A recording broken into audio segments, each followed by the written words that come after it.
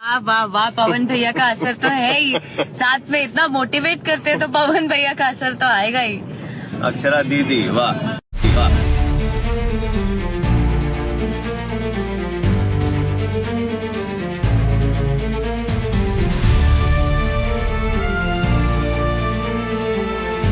सच में दोस्तों खेसारी भैया के फैन पेजों के पास क्रिएटिविटी की कोई कमी नहीं है। वैसे तो क्रिएटिविटी शब्द का यूज करना इस वीडियो के लिए परफेक्ट नहीं है, क्योंकि यह एक प्रकार का ट्रोलिंग वीडियो है, परंतु फिर भी फैंस इस वीडियो को देखने के बाद फैन पेजों के क्रिएटिविटी का जमकर सराहना कर रहे हैं। वहीं पवन सिंह के फैंस इस वीडियो का जमकर विरोध कर रहे हैं। वैसे तो मैं भी इस वीडियो के पक्ष में नहीं हूँ, क्योंकि इस प्रकार के वीडियोज सोशल मीडिया का माहौल खराब कर सकता है। क्योंकि जब एक्शन के तौर पर इस प्रकार से एक वीडियो को शेयर किया गया है तो रिएक्शन के तौर पर भी उस आड़ी से कुछ न कुछ वीडियो जरूर आएंगे और इस प्रकार से सोशल मीडिया पर चीठा लेटर शुरू हो जाएगा।